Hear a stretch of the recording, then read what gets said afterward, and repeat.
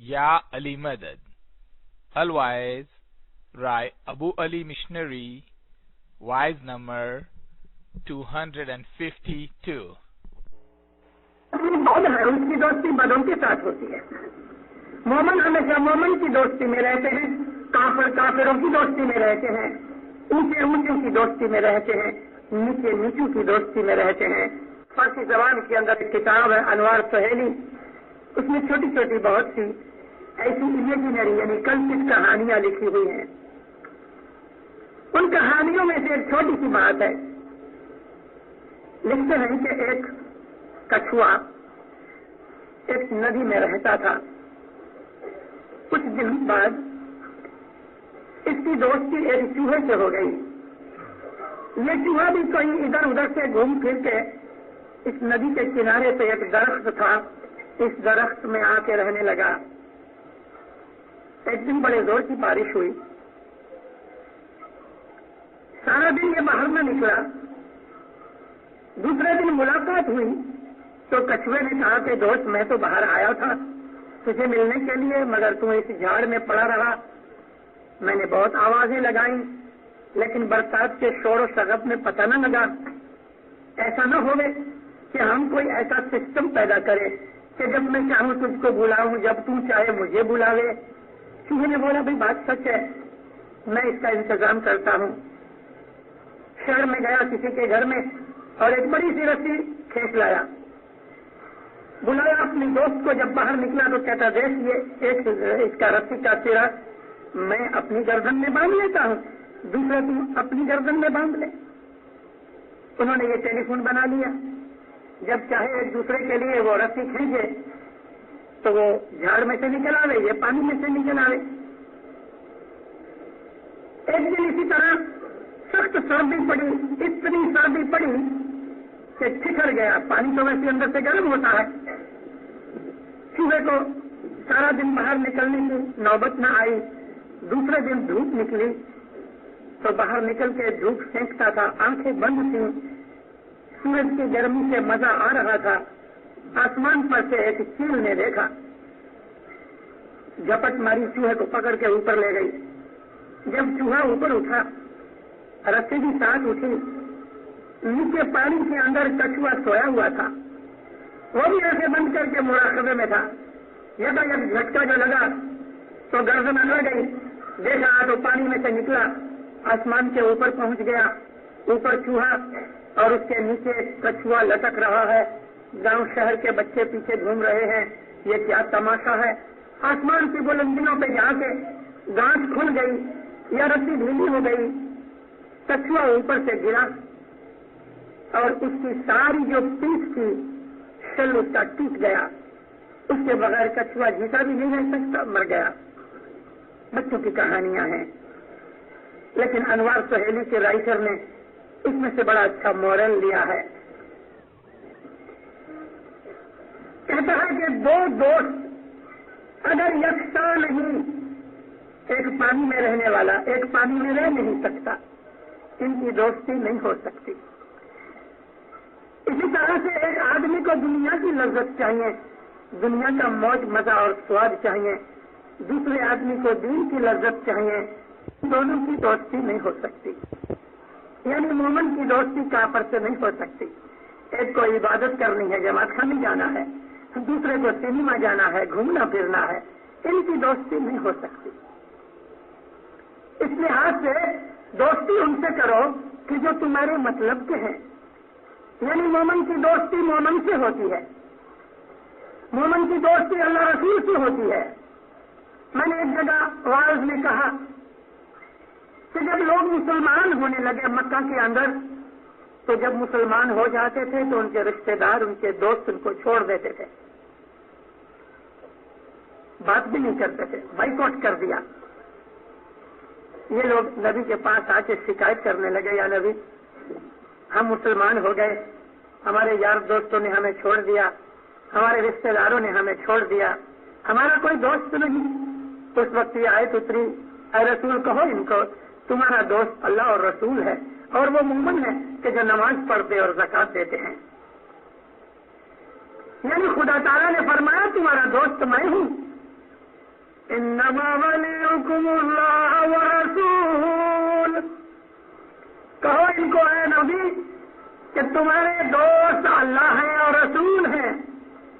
والذین آمنوا یقیمون الصلاۃ ویؤتون الزکاۃ هم راکعون، اور ان کو یہ کہہ دو کہ تمہارے وہ دوست ہیں وہ مومن کے جو نماز پڑھتے ہیں، عبادت کرتے ہیں، 10 زکوٰۃ دیتے ہیں اور رکوع کے اندر وہ خیرات کرتے ہیں، تمہارے دوست وہ ہیں۔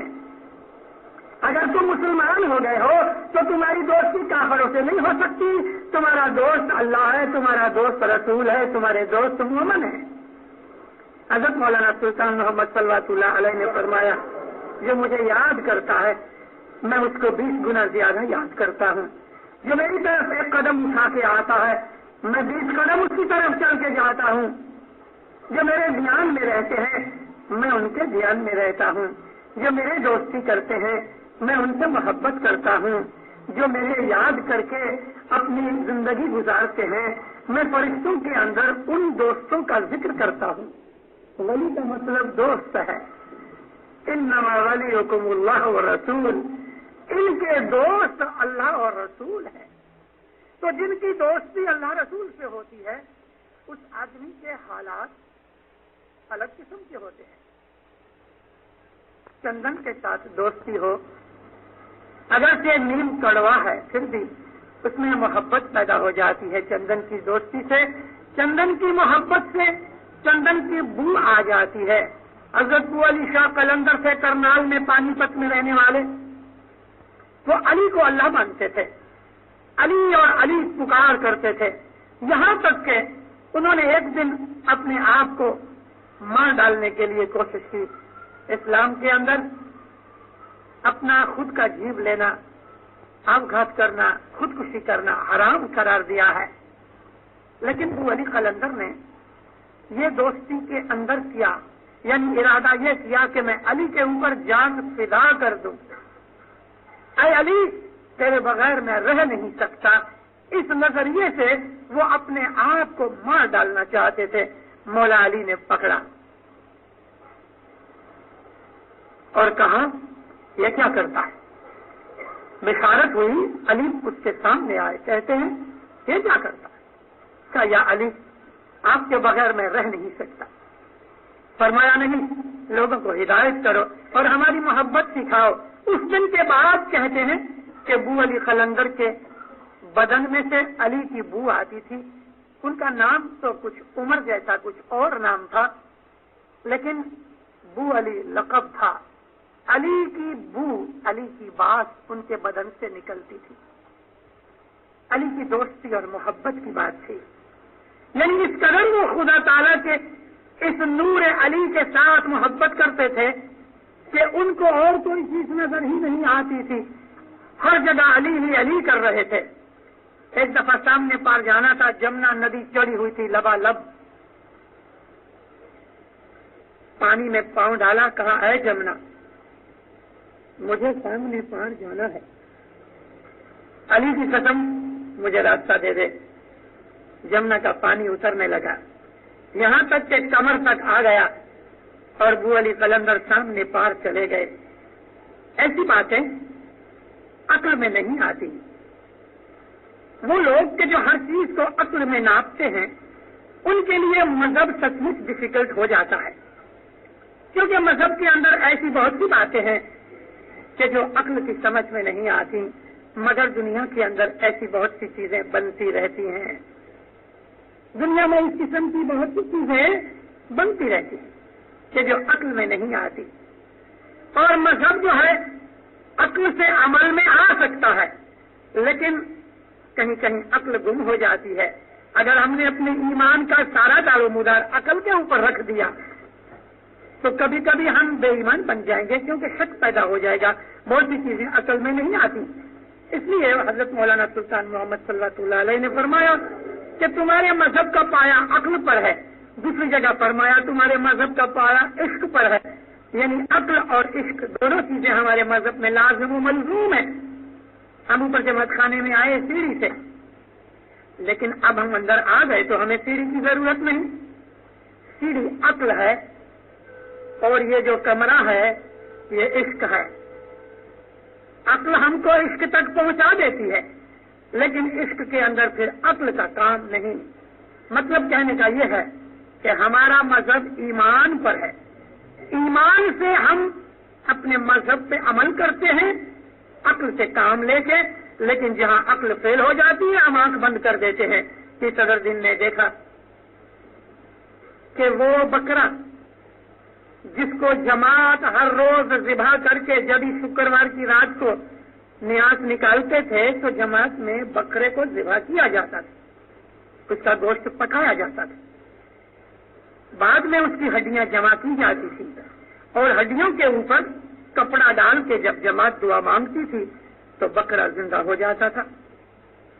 कि सदरुद्दीन ने गिनान में लिखा है, एक दिन ऐसा हुआ कि खुद पीर सदरुद्दीन भी बैठे थे, जमात ने दुआ मांगी, बकरा जिंदा ना हुआ। जमात ने पूछा, या पीर साहब क्या बात बनी? हुजूर ने फरमाया, मेरे स्वामी राजे को यूं गमिया, अजा बकरा पड़ा रहा, मेरे स्वामी राजे को यूं गमिया, बकरा पड़ा रह गया। मतलब ये कि जमात के अंदर जो यकदिली थी वो खत्म हो गई, इसलिए वो नूरानी ताकत काम न आ सकी। मेरे मौला की मर्जी ऐसी। ये है जिस चीज का जवाब कि जो चीज अक्ल में न आवे तो उसका जवाब ये है, खुदा को ऐसा मंजूर था। हर चीज अक्ल में नहीं आ सकती। मौला के फरमान में है, मेरे बहुत से फरमान तुम्हारी अक्ल में नहीं आएंगे, मगर फिर भी मेरे फरमान मानो, क्योंकि तुम्हारा फर्ज है मेरे फरमान को मानना, तुम्हारी अक्ल में आवे या ना आवे। तो मजहब ईमान के ऊपर दारोमदार रखता है। जिस तरह का हमारा ईमान है इस तरह का हमारे दिल के अंदर रोशनी पैदा होती है। अगर हमारा ईमान नहीं तो कुछ नहीं, और अगर ईमान है तो सब कुछ है। कॉन्गो के अंदर लूट फूट शुरू हुई, कॉन्गो के अंदर जो जमात थी इमाम के फरमान से गई, आज 2000 इस्माइली हैं। मगर मैं बात करता हूं कुछ 10 बरस की। कॉन्गो फ्री हुआ 1960 में और फौरन वहां हुल्लड़ होने शुरू हो गए और जो गैर लोग थे फॉरेनर्स, उनके खिलाफ उन्होंने मारधाड़ शुरू कर दी। शुक्र मौला का ये रहा कि कभी भी कोई इस्माइली मारा नहीं गया और न किसी इस्माइली बहन की बेइज्जती भी की गई। मालो दौलत जरूर लूट गई, जिस तरह से अभी बांग्लादेश के अंदर भी हमारे बहुत से इस्माइलियों के मालो दौलत लूट गई। युगांडा के अंदर भी ये हालत बनी। ये तो कुछ भी नहीं। आप अगर अपनी पुरानी हिस्ट्री पढ़ो तो आलमूद के अंदर 1 लाख इस्माइली मारा गया। हलाकू खां के सामने इस्माइली लड़ते रहे, 1 लाख इस्माइलियों का खून हुआ, मगर इस्माइलियों ने दिल जमा के लड़ा। हलाकू खां के लश्कर के सामने, तातारियों के सामने हिस्ट्री के अंदर अगर सचमुच किसी ने मुकाबला किया है तो इस्माइलियों ने किया है, बाकी तो राज छोड़ के भाग जाते थे। आप कभी हिस्ट्री पढ़ो इस्माइलिज्म की तो आपको पता लगे कि इस्माइली बड़े बहादुर कौम थे। तातारियों का नाम सुन के कई राजे महाराजे, कई बादशाह अपना दारुल हुकूमत छोड़ के भाग जाते थे। लोग शहर खाली करके भाग जाते थे, लड़ते नहीं थे। मगर इस्माइलियों ने उनके दांत खट्टे किए। अगर 1 लाख इस्माइली मरे तो 3.5 लाख तातारियों को भी मार के 1 लाख इस्माइली मरे, लेकिन 1 लाख इस्माइली मारा गया। घर बारों को जलाया गया। हमारी 6 लाख किताबों की लाइब्रेरी को आग लगा दी गई। आलमूद के किले को ढा दिया गया, ईंट से ईंट बजा दी गई। लामासर और आलमूद के जो किले थे उनको जमीन दोज कर दिया, जिस तरह ट्रैक्टर फिरा देते हैं। क्या इन चीजों से इस्माइलियों का ईमान खराब हो गया था? नहीं। मर्द मुजाहिद थे ये ईरानी लोग, इन्होंने अपनी जाने इमाम के लिए दे दी, अपनी औलाद को इन्होंने ज़िबा करवा दिया इमाम के लिए, अपनी माल और दौलत को बर्बाद करवा दी इमाम के लिए, मगर ईरानियों ने अपने इमाम के कदमों को छोड़ा नहीं। मौलाना शाह हसन अली बादशाह इधर चले आए 1840 में। उसके बाद ईरानी जमात के ऊपर जो जुल्म तोड़े गए वो इस कदर रोंगटे खड़े कर देने वाले हैं। मैंने खुद ने वहां जाके 12-13 मुसाफरियां की हैं मैंने ईरान की। आज भी वो हड्डियां लटक रही हैं दरख्तों के ऊपर के जो हड्डियां इस्माइलियों की थी। ایران کے اسماعیلیوں کو پاؤں سے باندھ کے لٹکایا گیا، پاؤں سے باندھ کے، سر نیچے پاؤں اوپر، اور ان کو اسی طرح سے لٹکتا ہوا چھوڑ دیا گیا۔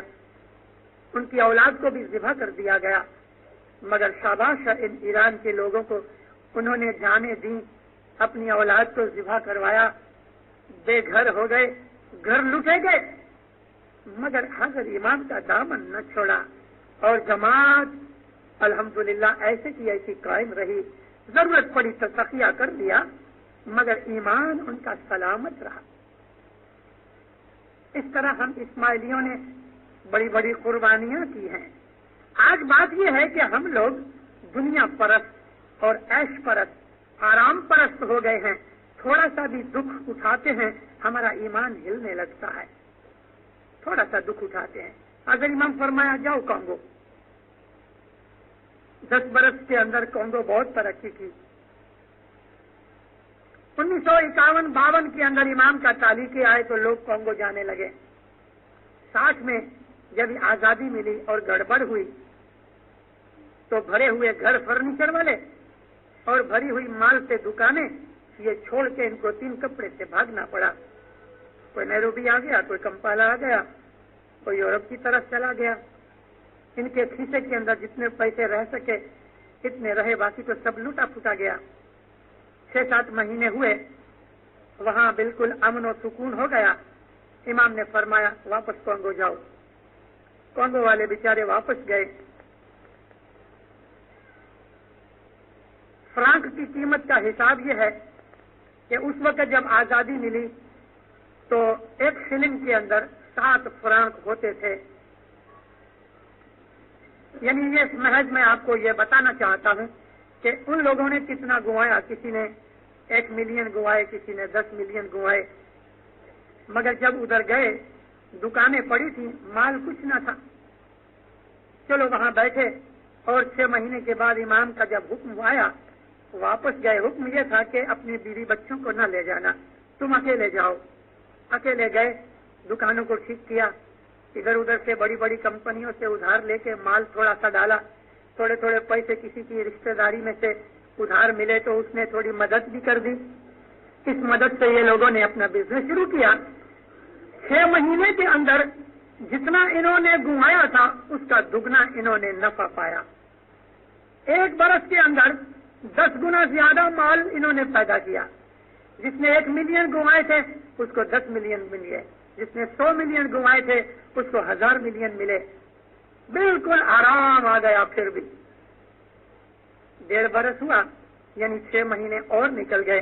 1 برس تو اس طرح نکلا، 6 مہینے جو اور نکلے، پھر اسی طرح کا ایک الڑ ہوا، پھر ان کو بھاگنا پڑا۔ 3 دفعہ کانگو میں ایسا ہوا کہ جماعت کو بھاگنا پڑا۔ تینوں دفعہ کروڑوں اربوں کا حساب کرو تو اپنی اسماعیلی جماعت کو نقصان آیا۔ ہر دفعہ جب واپس آئے تو پہلے سے زیادہ انہوں نے نفع بنایا۔ آج تو شکر الحمدللہ کانگو کی جماعت بہت اچھی جماعت ہے۔ امام نے 4تھی دفعہ جب ان کے اوپر تکلیف آئی تو امام نے فرمایا اب بھاگنے کی ضرورت نہیں، بیٹھے رہو۔ بیٹھے رہے، تکلیف نکل گئی۔ حضرت امام تشریف لائے۔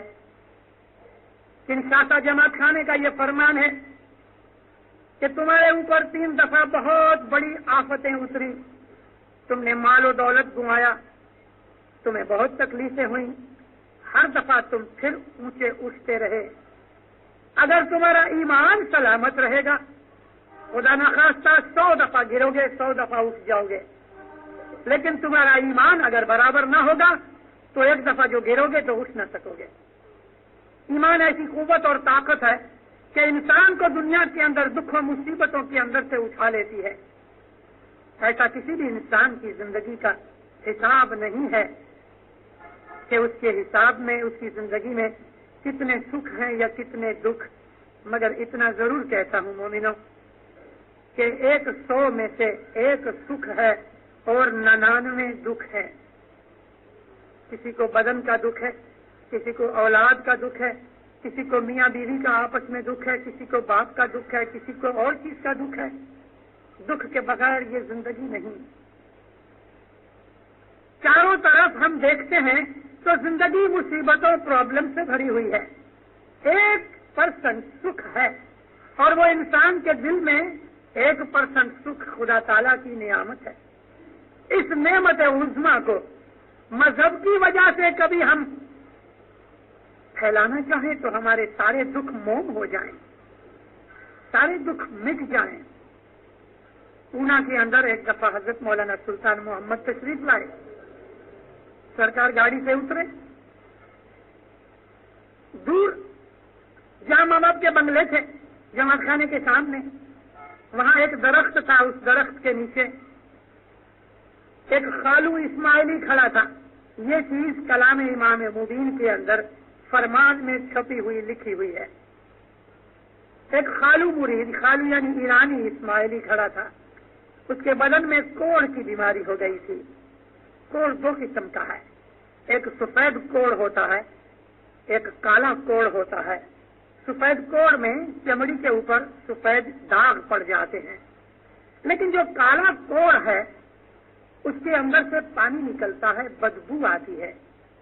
اور کوڑ ایسی نامراد بیماری ہے, کالا کوڑ خصوصاً, کہ پاؤں ہاتھ کی انگلیاں گلنے لگتی ہیں. برف کا ایک ٹکڑا لے لو تو آہستہ آہستہ گلتا رہتا ہے. اس طرح کوڑ میں انسان کا بدن گلنے لگتا ہے. اس شخص کو کالا کوڑ تھا اور یہ چیپی روگ ہے. لہذا وہ بیچارہ دور کھڑا رہا اپنے امام کو دیکھنے کے لیے. امام زمان باہر نکلے, اس کی طرف نظر پہنچی تو جھک کے اس نے مولا کو جو سلام کیا, سلام کے بعد تھوڑی دور مولا اس کے نزدیک گئے. مولا نے پوچھا تم کیسے ہو؟ کہتا خداوند بہت اچھا ہوں. تمہیں بہت دکھ ہے؟ کہتا نہیں خداوند میں اس میں راضی ہوں, میرے دل میں صبر ہے, میرے دل میں قناعت ہے, سنتوش ہے, مجھے کوئی دکھ نہیں. میرے مولا کی ایسی مرضی, میں اس میں راضی ہوں, آپ میرے لیے دعا فرماؤ. مولا نے جماعت خانے کے اندر آ کے یہ فرمان سنایا جماعت کو کہ دیکھو ابھی ابھی میں اپنے ایک خالو مرید کو مل کے آیا ہوں, باہر کھڑا ہے, کیسا اچھا مومن ہے, ایسے مرض میں ہے پھر بھی اس کے دل میں کوئی غم نہیں, کوئی دکھ نہیں. حضرت ایوب جس طرح سے یوسف نبی خوبصورتی کے لیے مشہور ہیں, ایوب نبی صبر کے لیے مشہور ہیں. ایوب نبی کو اسی طرح سے یہ کالا کوڑ پڑا. اس کوڑ کی بیماری میں بدن گلنے لگا, بدن میں کیڑے پڑنے لگے, بدبو آنے لگی. شہر کے جو لوگ تھے وہ ایوب نبی کے پاس آئے. ایوب نبی بادشاہ بھی تھے, نبی بھی تھے, داؤد اور سلیمان کی طرح. لوگوں نے کہا یا حضرت آپ کے بدن سے بو آتی ہے اور ہم سے سویا نہیں جاتا اور آپ کی بیماری ممکن ہے کسی کو لگ جائے, آپ شہر چھوڑ کے چلے جاؤ. حضور شہر چھوڑ کے نکل گئے, جنگل میں جا کے ایک درخت کے نیچے چھوٹی سی جھونپڑی باندھی, وہاں رہنے لگے. اللہ کا فرمان آیا, اے ایوب تیرے بدن میں جو کیڑے پڑے ہیں وہ میرے مہمان ہیں, تیرا گوشت ان کی خوراک ہے, رزق ہے, لہذا ان مہمانوں کا دھیان رکھنا. آمین یا اللہ, لبیک. دھوپ میں بیٹھے ہوئے کبھی کوئی کیڑا ان کے بدن سے گر پڑے اور دور جانے لگے تو ایک پتے کے اوپر اس کو اٹھا کے واپس اپنے بدن میں رکھ لے کہ بھئی کہاں جاتے ہو, میرا بدن اللہ نے تیری خوراک بنایا ہے. کبھی شکایت نہیں کی خدا کے پاس کہ یا اللہ کون سا گناہ میں نے کیا کہ مجھ کو یہ سزا مل رہی ہے, کبھی نہیں. ہماری عادت ہے تھوڑی سی بیماری آ جائے, تھوڑا سا دکھ آ جائے, ہم کہتے ہیں معلوم نہیں میں نے کیا گناہ کیا کہ خدا مجھ کو یہ سزا دے رہا ہے. یعنی ہم یہ کہنا چاہتے ہیں کہ میں نے تو کوئی گناہ اتنا بڑا نہیں کیا مگر خدا نے بھول سے مجھے سزا دی. مطلب تو یہ ہمارا. لیکن جو عابد ہیں, مومن ہیں, جو اس بھید کو جانتے ہیں وہ خدا تعالیٰ کا شکر کرتے ہیں, یا مولا تو نے مجھے یہ دکھ دے کے شاید کوئی بڑے دکھ میں سے بچا لیا ہے. آمین کرتا ہوں, لبیک کرتا ہوں, سر جھکاتا ہوں, شکرانہ کرتا ہوں تیرا کہ تو نے مجھے بچا لیا. ممکن ہے اس سے زیادہ مجھ کو سزا دیتی. میں خود اپنی ایک بات کروں آپ کو. عموماً میں اپنی باتیں نہیں بتایا کرتا جب جماعت کے اندر وعظوں میں، لیکن کبھی کبھی انسان کے احساسات جاگتے ہیں. میں ایک دن صبح جماعت خانے سے نکلا دارالسلام میں. گھر جانے سے پہلے میں پوسٹ آفس میں سے نکلا، اپنا پوسٹ باکس کھولا، لیٹرز نکالے. میری عادت کہ میں لیٹرز لے کے گھر جا کے پڑھتا ہوں، مگر اس دن مجھے نہ جانے کیا ہوا، میں نے بیٹھے بیٹھے ایک خط کھولا. اسی کا کارڈ تھا. سامنے میری نظر پڑی، میں خط بند کیا. وہاں ایک آدمی بیٹھا تھا، یا کوئی دارالسلام والا شخص نہیں، مگر وہ بڑا مشہور بھکاری آدمی ہے.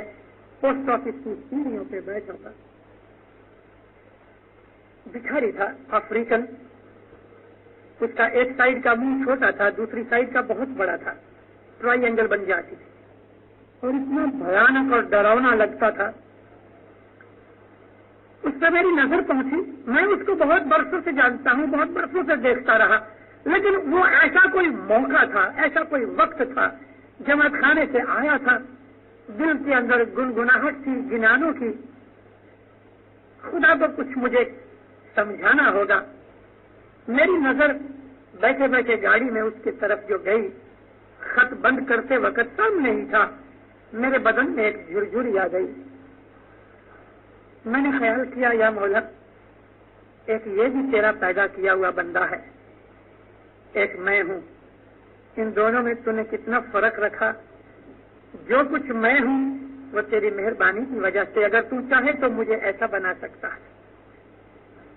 میں اب موٹر میں بیٹھا ہوں، میں تیرا ناچیز غلام ہوں، تندرست ہوں، عزت و آبرو جو کچھ سب کچھ دیا. اگر تو چاہے تو مجھے ایسا بنا سکتا ہے. انسان کے دل میں یہ خیال پیدا ہونا چاہیے.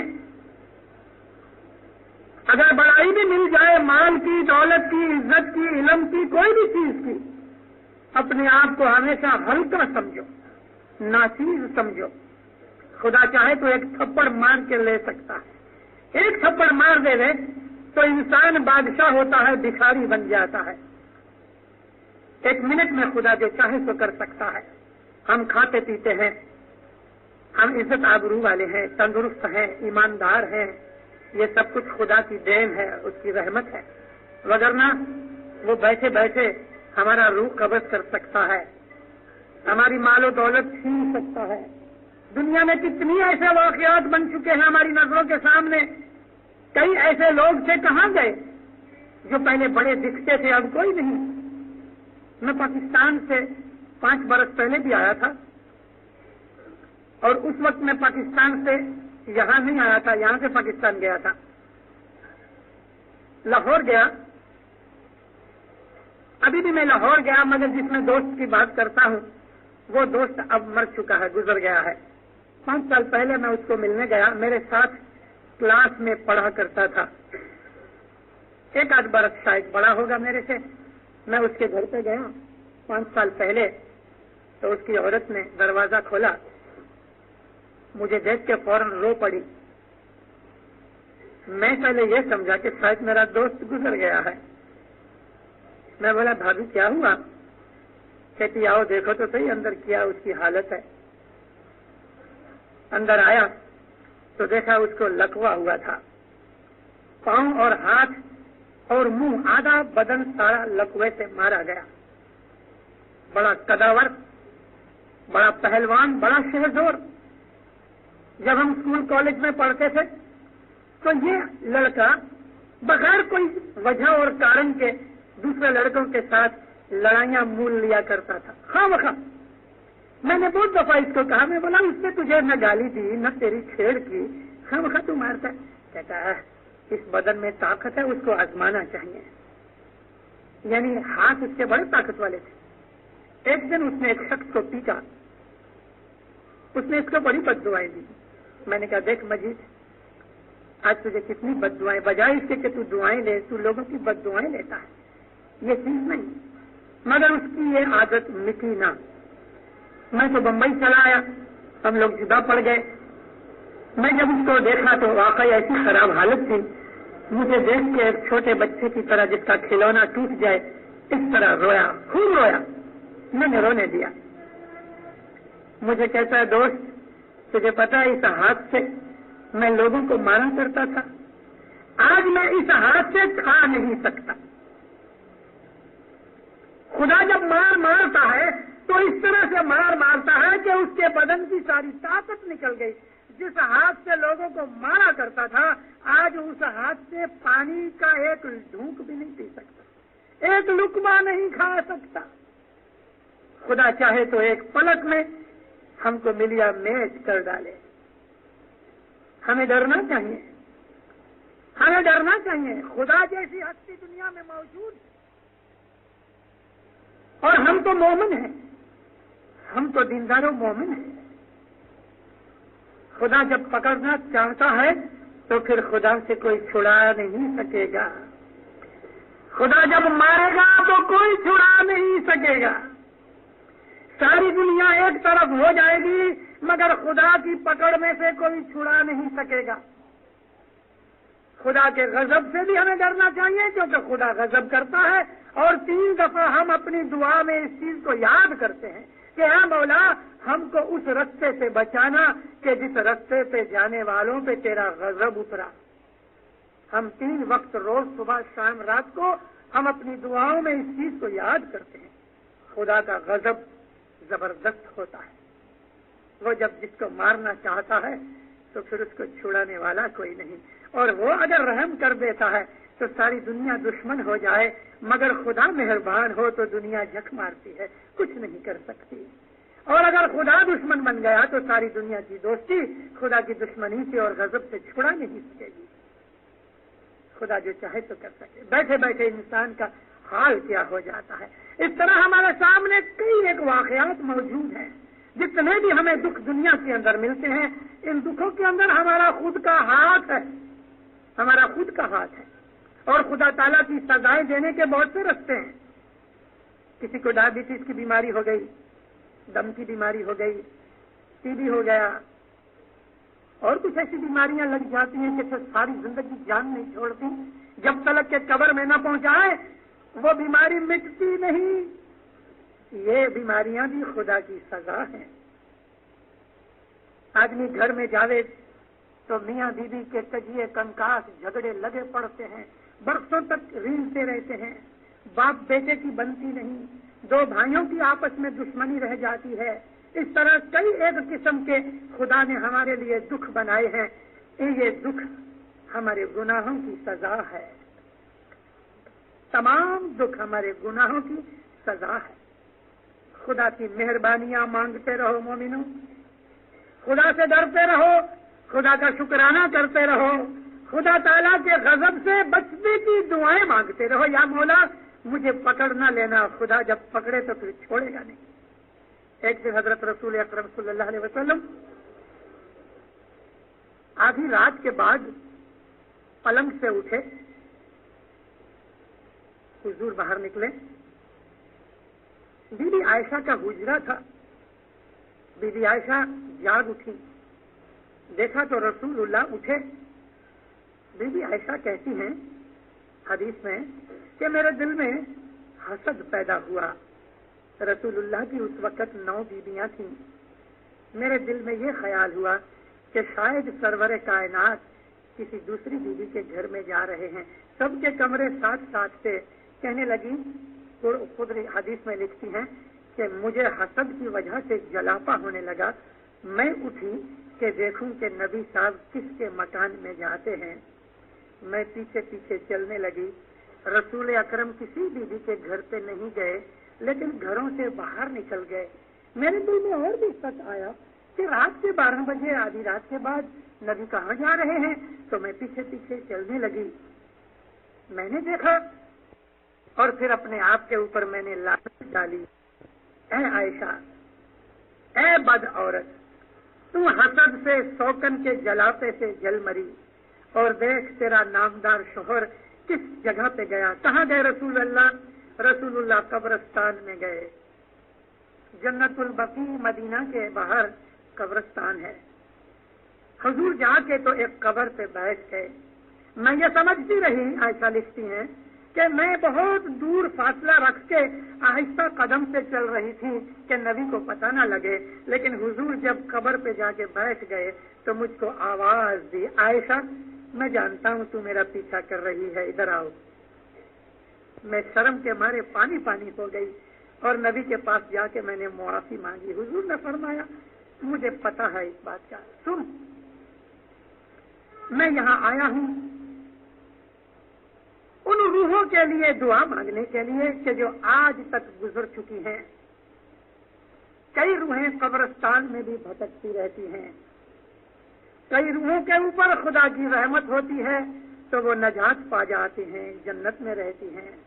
کئی روحیں ایسی مقدر والی ہوتی ہیں کہ وہ خدا تعالیٰ کے حضور میں مقرب فرشتوں کی طرح بن کے رہتی ہیں. مگر میں ان روحوں کو یاد کرنے کے لیے آیا ہوں کہ جن کو ابھی تک خدا نے نجات نہیں بخشی، شاید میری شفاعت سے ان کو خدا نجات دے دے. میں یہاں آیا ہوں تاکہ دل نرم ہو جائے. اے عائشہ، خدا تعالیٰ کی جو عبادت ہے اس کے دو پاؤں ہیں، یعنی عبادت کے دو حصے ہیں. ایک تو یہ کہ تم خدا کے حضور میں عجز و انکساری کرو، یعنی عاجزی کرو، حلیمی نرمی سے رو خدا تعالیٰ کے حضور میں. اور دوسری یہ بات ہے کہ خدا تعالیٰ کا شکرانہ کرو. دو چیزیں عبادت ہیں. جس عبادت میں یہ دو چیزیں نہیں وہ عبادت نہیں. ایک تو یہ کہ تم خدا تعالیٰ کی عجز و انکساری کرو، اور دوسری یہ کہ تم خدا تعالیٰ کا شکرانہ کرو. دونوں چیزیں عبادت ہیں. ابھی ہماری دعا کبھی آپ پڑھتے ہو تو اس کے اندر یہی دو چیزیں ہیں، شکر گزاری اور خدا تعالیٰ کے حضور میں عاجزی. یا مولا میں کچھ نہیں، اور سچ مچ اپنے آپ کو نم کے بالکل حلیم بنا کے بالکل نیچا سمجھ کے چلو. کسی بھی طرح کی مغروری، عرض کی میں نے کہ علم کی مغروری، کسی کو دو کتابیں آ گئیں، کوئی خوبصورت ہے تو کالے بدصورت کو دیکھ کے اپنے آپ کو ایسا سمجھتا ہے، کوئی مالدار ہے تو غریب کو نیچی نظر سے دیکھتا ہے، کسی میں طاقت ہے تو وہ بیچارے کمزور کی مسخری کرتا ہے. یہ باتیں اچھی نہیں. حضرت مولانا امام سلطان محمد صلوات اللہ علیہ دلی میں آئے، پنجابی جماعت بیٹھی تھی 5-6 ہزار. منڈپ کے اندر ہمارے ایک مشنری صاحب تھے، پنجابی مشنری، ان کے بھائی کا لڑکا تھا، صدر الدین نام تھا. وہ سارا واقعہ میری آنکھوں میں فلم کی طرح اس وقت گھوم رہا. میں آپ کو سنانا چاہتا ہوں، فلم کی طرح میری نظر کے سامنے ہے. 10-11 سال کا لڑکا تھا، اس کو کھڑا کیا گیا کہ خداوند یہ توتلاتا ہے. اس کی زبان میں لکنت تھی. ماں باپ نے پوچھا تیرا نام کیا ہے؟ ایک تو بیچارے کی زبان میں لکنت پہلے سے تھی، اور پھر دو عالم کا بادشاہ بیٹھا ہے، اس کے سامنے سے بڑے بڑوں کی دھیری بن جاتی ہے، تو بیچارہ مولا کے منہ کے خوف سے، روب سے بول نہ سکا. مشنری چاچا تھے، کہتے ہیں بولا، بول بیٹا بول. تھوڑا دلاسا دیا. ماں باپ نے کہا بولو تمہارا نام کیا ہے؟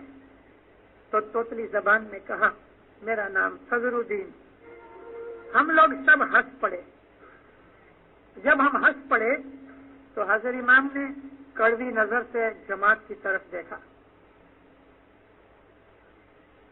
ماں باپ فرمایا کسی پہ مت ہنسو. اس کی ماں نے کسی کا دل دکھایا، اس کا بدلہ یہ ہے کہ خدا نے اس کو یہ اولاد دی ہے. اس کی ماں نے کسی کا دل دکھایا. سوال پیدا ہوتا ہے کہ گناہ ماں نے کیا تو بیٹے کو کیوں ملے؟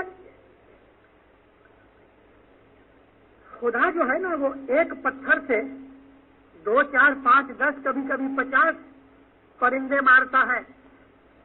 ماں کو یہ سزا ملی کہ اس کی اولاد کو دیکھ دیکھ کے جلے، اور اس نے اولاد نے بھی اپنے پہلے جنم میں ایسا کچھ کام کیا تھا جس کی اس کو سزا مل گئی ہے. ماں کی وجہ سے پکڑا نہیں گیا، البتہ ماں کے وجہ سے ہم کو امام نے فرمایا کہ اس کی ماں ہنسی، اس لیے ایسی اولاد کسی اور جگہ جانی چاہیے تھی، اس کو دے دی خدا نے، دونوں کو سزا دی. یہ جونا جماعت خانہ آپ آج بیٹھے ہو واڑی کا جونا جماعت خانہ، جو بڑی عمر کے لوگ ہیں ان کو تو خیال ہوگا۔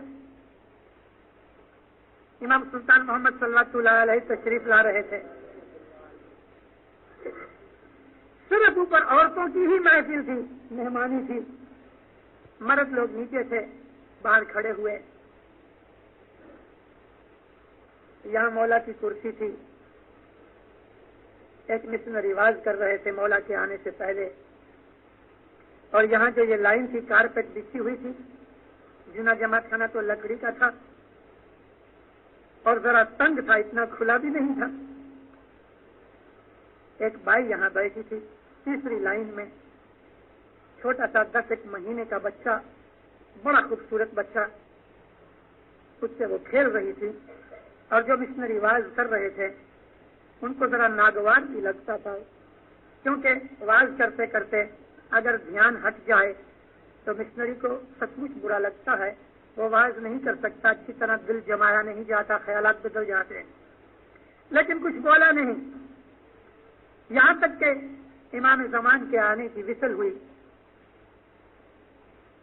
مشنری بیٹھ گیا، جنان بولنا شروع کیا گیا۔ آدھے گھنٹے کے بعد سرکار آئے، وہ عورت اپنے بچے کے ساتھ کھیلتی رہی،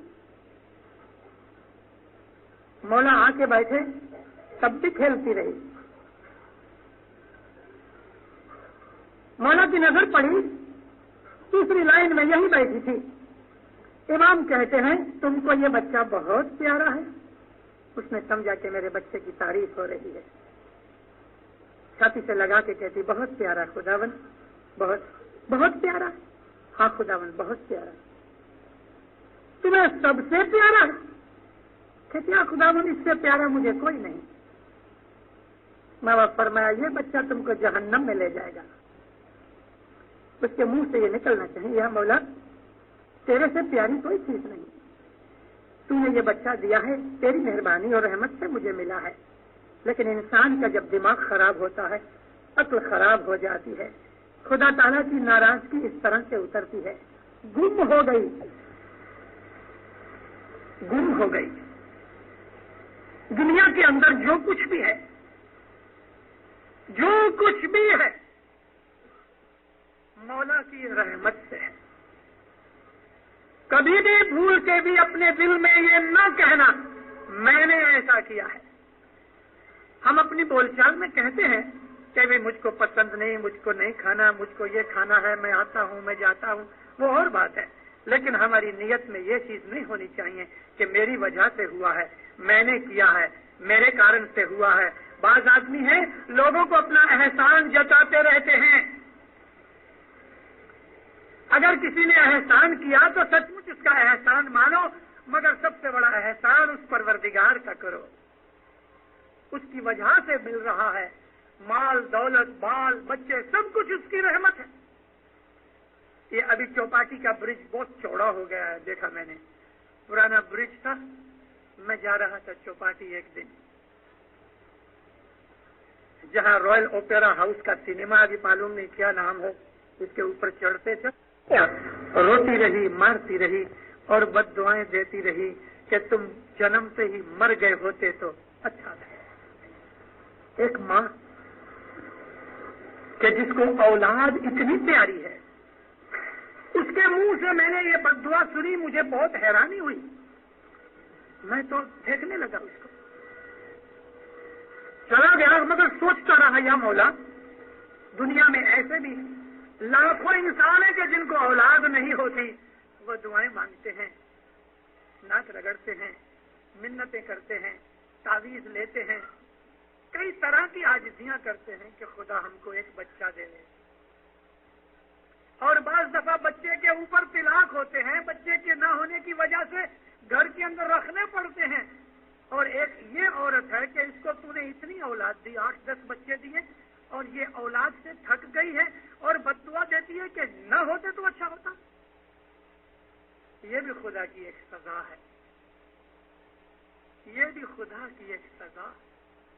ہمارے گناہ بے حساب ہیں اور خدا تعالیٰ کی پکڑ بھی بے حساب ہے، لہذا اپنی زندگی کے اندر ڈر کے چلو، اس خدا نے دیا ہے. میرا ایک دوست تھا ڈاکٹر دار السلام میں، وہ ڈاکٹر ہارٹ کا اسپیشلسٹ، اور خود کو ہارٹ کی بیماری ہوئی. دیکھنے گیا، پھر میں باہر گام چلا گیا، واپس آیا اور اس کو میں فون کیا. مجھے کہتا ہے شیخ صاحب آئے ہو، بوڑھا آدمی تھا، مجھے ضرور ملیے، بہت دنوں سے آپ سے کچھ سوال کرنے ہیں. میں اس کے گھر گیا، ناشتہ کیا، گھنٹہ ڈیڑھ گھنٹہ بیٹھ کے باتیں کی، بالکل اچھا علم کی باتیں تھی، علم دوست شخص تھا. میں چلا آیا. رات کو کھانے کے ٹیبل پہ بیٹھا، ہاتھ سے لقمہ اٹھا کے منہ میں تو ڈال دیا، بس وہ لقمہ منہ میں رہ گیا اور ہاتھ بھی منہ کے پاس ہی رہ گیا، گزر گیا. وہیں بیٹھے بیٹھے اس کا ہارٹ فیل ہو گیا. لقمہ منہ میں جانے کا حکم ہوا خدا کا کہ لقموں کو تو منہ میں ڈال دے، یعنی جیب اس کا سواد لے لے، لیکن خبردار حلق سے نیچے نہ اترے. ہے نا گنان میں، منہ میں رہے ہو گرا، لقمہ منہ میں رہ گیا، حلق سے اترنے کا حکم نہ ہوا خدا کا. وہ خدا زمین و آسمان کا مالک بادشاہ ہم کو پیدا کرنے کا سواد لے لے، لیکن خبردار حلق سے نیچے نہ اترے. ہے نا گنان میں، منہ میں رہے ہو گرا، لقمہ منہ میں رہ گیا، حلق سے اترنے کا حکم نہ ہوا خدا کا. وہ خدا زمین و آسمان کا مالک بادشاہ ہم کو پیدا کرنے والا، ہم کو مارنے والا، ہم کو جھلانے والا، ہم کو تندرستی دینے والا، ہم کو اولاد دینے والا، ہم کو ایمان دینے والا، ہم کو عزت دینے والا، وہ جب چاہے سب کچھ لے جائے. اس خدا کے لیے ہمارے پاس صبح شام آدھا گھنٹہ نکل نہیں سکتا کہ ہم اس کے جماعت خانے میں آ کے شکرانہ تو کریں. کوئی ہم کو چائے کا کپ پلائے تو ہم کہتے ہیں تھینک یو. اس خدا نے ہمیں سب کچھ دیا، اس کے احسان مندی، اس کے شکرانے کے لیے ہمارے پاؤں میں اتنی طاقت نہیں کہ یہ سامنے رہتے ہوں گے. ادھر واڑی کے ارد گرد میں معلوم نہیں کتنی فیملیاں رہتی ہیں، مجھے پتا نہیں، لیکن ضرور 100-200 فیملیاں تو ہوں گی، 500-700 جیو تو ہوں گے کہ نہیں ہوں گے. کتنے ہوگی سر؟ 800 1800 2000 آدمی. آپ کبھی روزہ کو یہ جماعت خانہ پورا بھی نہیں ہوتا، لیکن مجھے پتا لگا کہ یہ جماعت خانہ خالی ہوتا ہے. شاید آپ کسی اور جماعت خانے جاتے ہوں گے، پتا نہیں.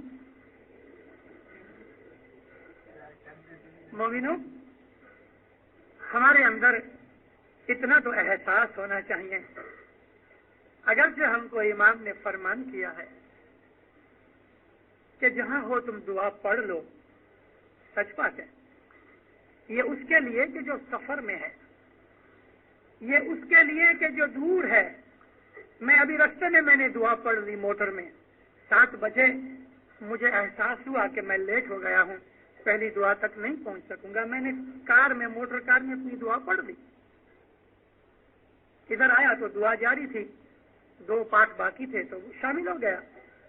ایسا فرمان اس لیے ہے کہ دعا کا وقت ہو جائے اور تم کو ایسا لگے کہ جماعت خانے تک نہیں پہنچ سکوں گا، پڑھ لو رستے میں، چلتے چلتے پڑھ لو، سائیکل کرتے کرتے پڑھ لو، گاڑی میں، موٹر میں، کہیں بھی پڑھ لو. مسافری پہ ہو تو مسافری میں پڑھ لو. خدا نخواستہ بیمار ہو، اٹھنے کی طاقت نہیں، لیتے لیتے پڑھ لو. لیکن اگر تندرستی ہے، اگر ہم جماعت خانے کے نزدیک یا دور بھی ہیں تو بھی کیا، ہمیں ہر روز جماعت خانے تو آنا چاہیے. جماعت خانہ امام کا گھر ہے.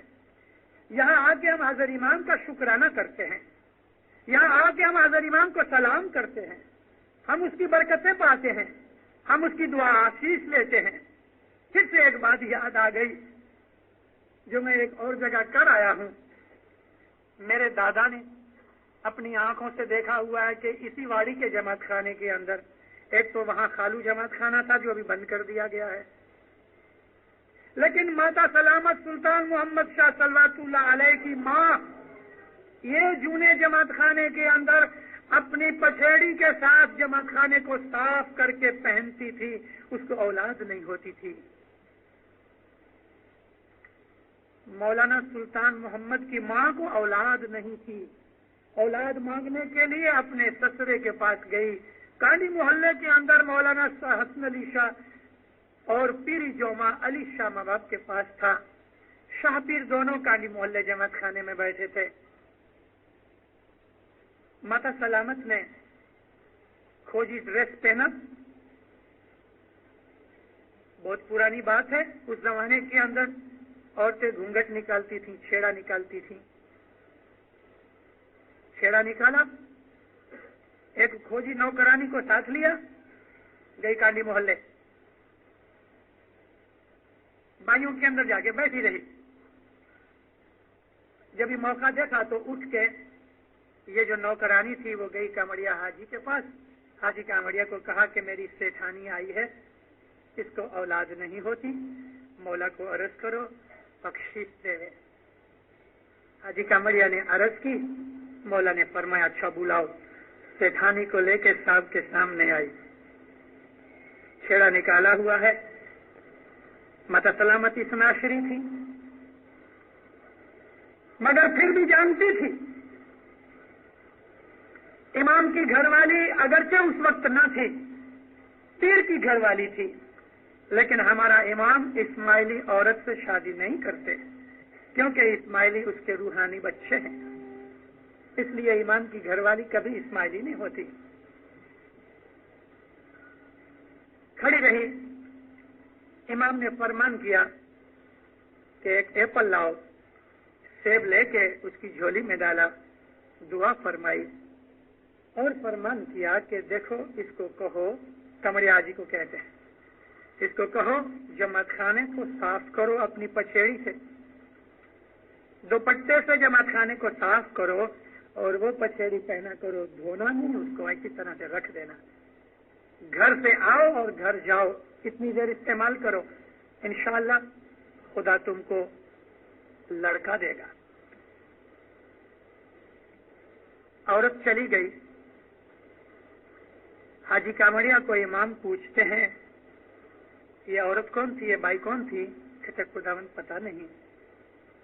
گیا بائیوں کی طرف، مکھیانی کو پوچھا، کامڑیانی کو پوچھا، انہوں نے کہا ہم کو پتہ نہیں ہے بائی کون ہے، کبھی پہلے کبھی دیکھی نہیں۔ اور عورتوں کو پوچھا کہ بھئی یہ جو دو بائیاں تھیں وہ تو فوراً نیچے اتر کے چلی گئی، یہ دو بائیاں کون تھیں؟ ایک عورت نے کہا کہ وہ جو بازو میں نوکرانی تھی وہ واڑی میں رہتی ہے۔ واپس آیا، مولا کو کہا خدا پتہ نہیں لگا، لیکن جو نوکرانی تھی وہ واڑی میں رہتی ہے۔ حسن علی شاہ ماں باپ نے غصے ہو کے کہا میں نے تجھے کہا تم پتہ لگاؤ، تو پتہ لگائے بغیر تم آ گئے ہو۔ نیچے گیا تو پتہ لگا کہ ایک گھوڑا گاڑی میں دو بائیاں بیٹھ کے چلی گئیں۔ مولا کی گاڑی کھڑی تھی، اس میں حاجی کامڑیا بیٹھے اور اس گاڑی کا پیچھا کیا، یہاں تک پیچھا کیا، واڑی تک۔ واڑی میں وہ گاڑی خالی ملی۔ مومنے کو پوچھا کہ تیری گاڑی میں کون آیا؟ تو بولا دو بھائیاں آئیں، مگر معلوم نہیں کون تھی۔ ادھر تلاش کرتے کرتے وہ عورت ملی جو ساتھ تھی، اس نے کہا کہ وہ تو بی بی سرکار تھی۔ حاجی کامڑیا تو کھڑے کا کھڑا رہ گیا، کہتا سچ بولو۔ کہتی ہے حاجی صاحب کامڑیا صاحب میں سچ کہتی ہوں، وہ میری سیٹھانی وہ بی بی سرکار تھی، پر بی بی سرکار جماعت خانے میں کیسے آئی یہ پتہ نہیں، لیکن آئی ضرور۔ جا کے جب مولا کو عرض کی، حسن علی شاہ ماں باپ نے ہنس کے کہا مجھے معلوم ہے، میں نے شادی کے وقت جو انگوٹھی دی تھی وہ اس کے ہاتھ میں نے دیکھی کہ یہ تو میری بہو ہے، لیکن تجھے بتانے کے لیے میں نے بھیجا تھا، میں تو سمجھ گیا کہ میری بہو ہے۔ ماتا سلامت اس واڑی کے جماعت خانے کے اندر اپنی پچھیڑی سے چٹائیاں صاف کرے، کھڑکیاں صاف کرے، پاس کو پوچھے، اور وہ پچھیڑی پہن کے گھر جا کے، یہی بنگلے تھے، दूसरे बरस मौलाना सुल्तान मोहम्मद का जन्म हुआ। इमाम की मां ने भी जमात खाने की खिदमत करके लड़का लिया है। जमात खाने के अंदर हमें सब कुछ मिलता है, औलाद मिलती है, माल मिलता है, इज्जत मिलती है, तंदुरुस्ती मिलती है, घर में सुख शांति मिलती है, जो चीज मांगो यहां से मिलती है। अगर इसी को आपने छोड़ दिया तो जाओगे किधर, कहां से मिलेगा? ये खजाना है हाजर इमाम का। सतगुरे खजाना लुटा लिया, तुम्हें लूटी सको तो लूट। ये जो इमाम का घर है दीनदारों, इसको आबाद करो। सांभळो मोमानो वेदनी वात, सांभळो मोमानो वेदनी वात, ए बहिष्टानी कुंजी अपना सतगुर ने हाथ, सतगुर सो मन दृढ़ करी लावो, सतगुर ताला खोले मोमन बहिष्ट में जाओ। वेद से मतलब कुरान है, वेद से मतलब हाजिर इमाम है कि ये इमाम का फरमान है। जमात खाना बहिश्त है, यहाँ खजाने लुटते हैं और ये खजाने इमाम की रहमत के हैं, इमाम ज़मान की रहमत के। इमाम ज़मान फरमाया जो आदमी जमात खाने नहीं आता आहिस्ता आहिस्ता उसके ईमान में खलल पड़ जाएगा। जो आदमी 3 वक्त की दुआ नहीं पढ़ता, माँ बाप फरमाया 5 बरस 10 बरस 20 बरस में उसके ईमान के अंदर खलल पड़ जाएगा। जो आदमी दसवंध नहीं देता, माँ बाप फरमाया वो इमामत का दुश्मन है। जो आदमी दसवंध खा जाता है माल वाजिब, माँ बाप फरमाया उसके माल जल जाता है, उसके माल में बरकत नहीं रहती और उस आदमी की रोजी रिजक भी साफ नहीं। इन 3 चीजों का बहुत ध्यान रखो। 3 वक्त की दुआ जमात खाने में पढ़ो दीनदारों। कोई कारण, कोई वजह, कोई मजबूरी नहीं जमात खाने में आ सके तो किधर भी दुआ पढ़ सके, मगर हर रोज 24 घंटे में 1 दफा रोज जमात खाने आना चाहिए। अपनी कमानी में से 10 माले वाजिब अदा करो, मौला बहुत बरकत देगा। और सबसे एक और अच्छी चीज जिससे इमाम और भी राजी होगा वो हमारे नेक आमाल हैं। किसी का बुरा न करो, किसी की गीबत न करो, बद काम और गुनाह के जो चीजें हैं हम जानते हैं कि कौन सी चीज बुरी है और बद है। हमें इमामों पीरों के फरमानों में से पता है, मिशनरियों की वाज़ें सुनते हैं, मैं सारी डिटेल्स नहीं देता, लेकिन अपने आमाल पाक बनाओ, दिल को साफ करो, नियत भी साफ रखो, नजर भी पाक रखो, हाथों और कानों से पांव से अपने बदन से नेक अमाल करो, इबादत करो, जिक्र करो, जमात खाने आओ, दुआ पढ़ो, दसवंध दो। देखो आपको दिन में दुनिया में खुशियां, तरक्की और सुकून और चैन मिलेगा, सुखी और आबाद बनोगे इंशाअल्लाह।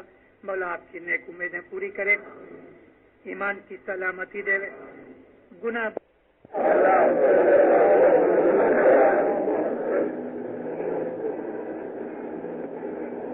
ये पाठ मैंने इसलिए पढ़ा,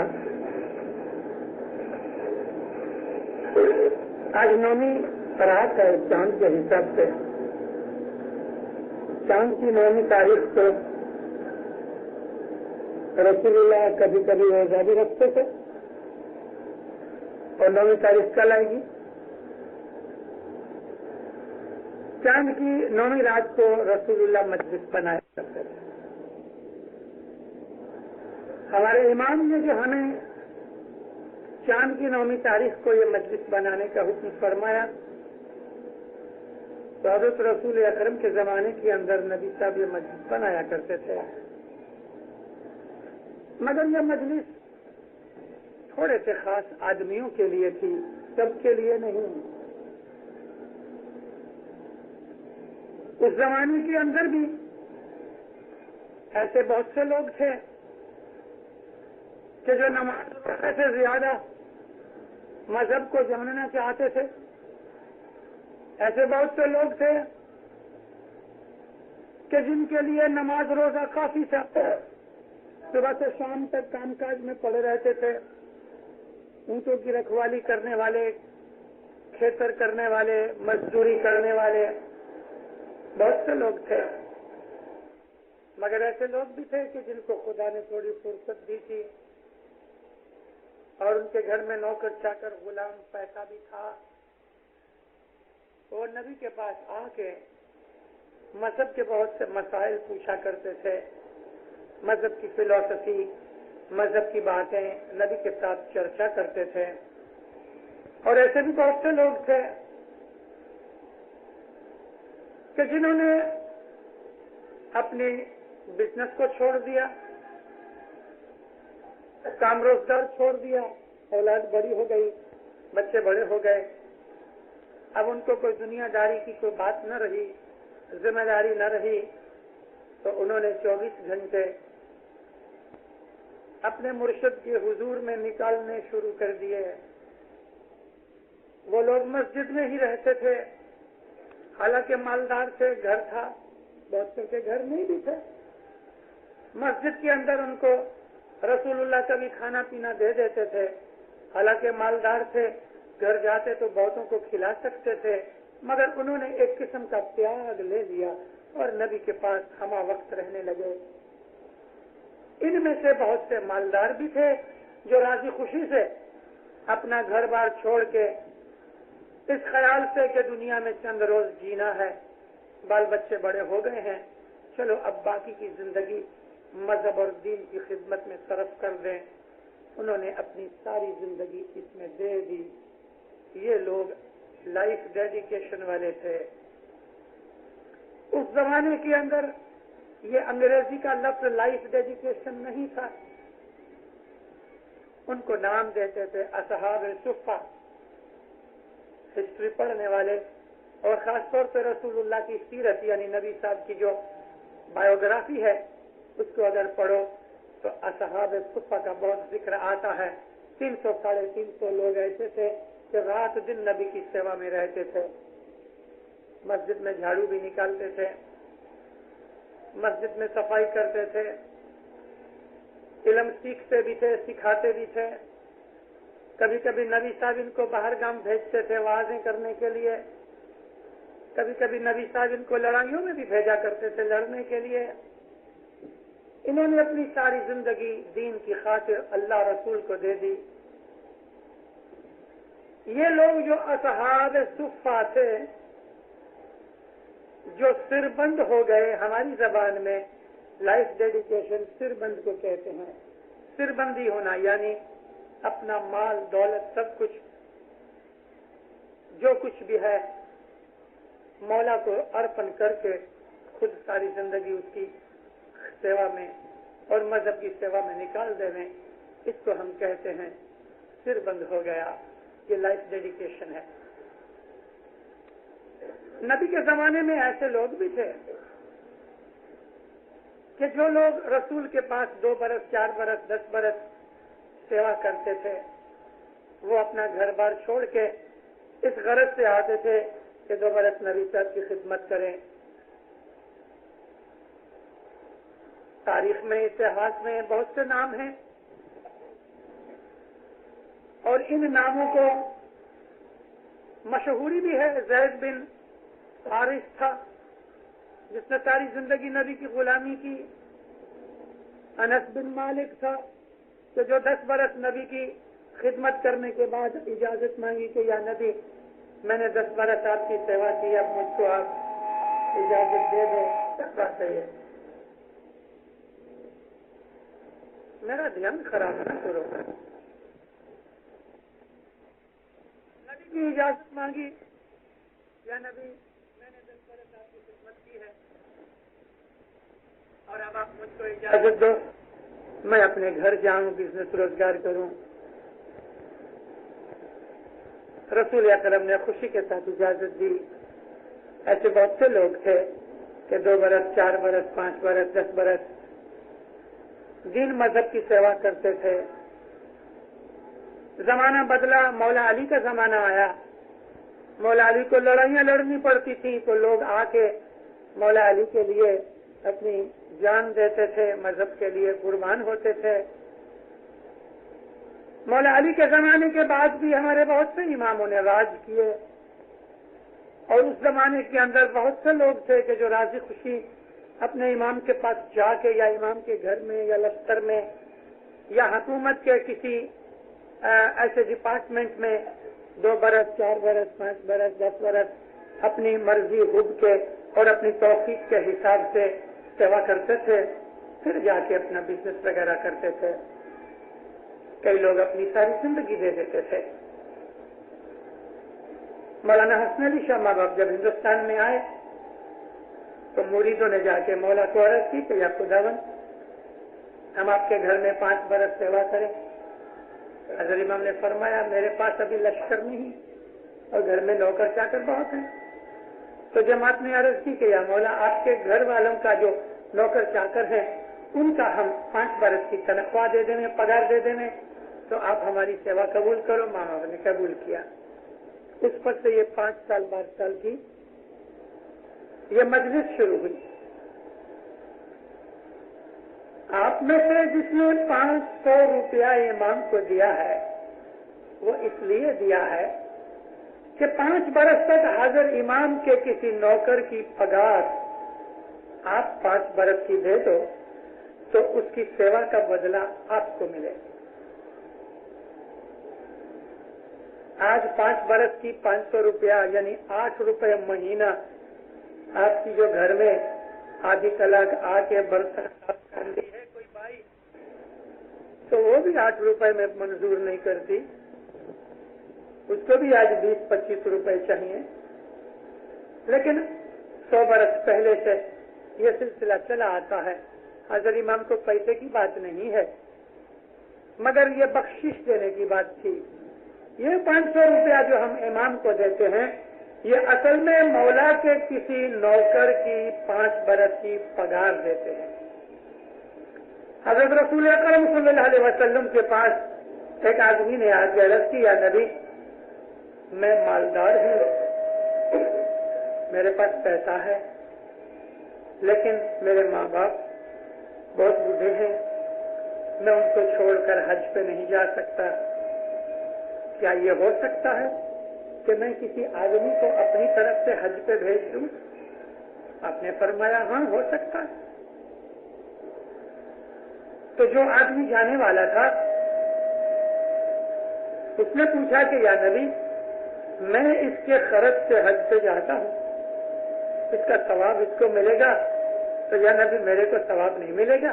آپ نے فرمایا تیرے کو بھی ملے گا کیونکہ تم جا رہے ہو، تم حج پہ جاتے ہو، وہ تیرا خرچ دیتا ہے، تم کو بھی حج کا ثواب ملے گا، اس کو بھی حج کا ثواب ملے گا، برابر ملے گا۔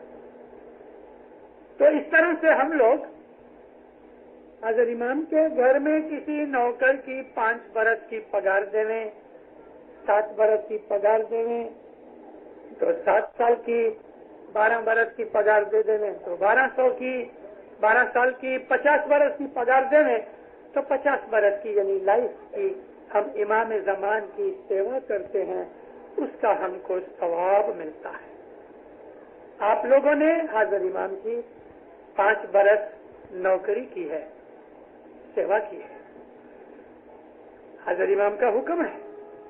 ایسا بھی کوئی غریب آدمی کہ جس کے پاس 500 روپے کی توفیق نہیں مگر دل چاہتا ہے کہ 5 سال میں داخل ہوئے، تو بہت سے لوگ کہتے ہیں کہ ہمارا مذہب پیسے کا ہے۔ نہ، ہمارا مذہب پیسے کا نہیں۔ ہمارا مذہب اگر پیسے کا ہوتا تو آج 500 روپے کی جگہ 5000 روپے ہونے چاہیے۔ حضرت امام کے گھر کے نوکر ہیں، آپ کو معلوم نہیں، ایک ایک کی پگار 3-3 4-4 ہزار روپیہ ہے۔ ماں باپ کے گھر میں جنیوا کے اندر جو کک ہے اس کو صاحب ادھر 3000 فرانک دیتے ہیں، سوئس فرانک، تو 3000 سوئس فرانک کے 6500 روپے ہوئے، تو 12 72 75,000 روپیہ مئی برس کا۔ तो 5 बरस की पगार दो,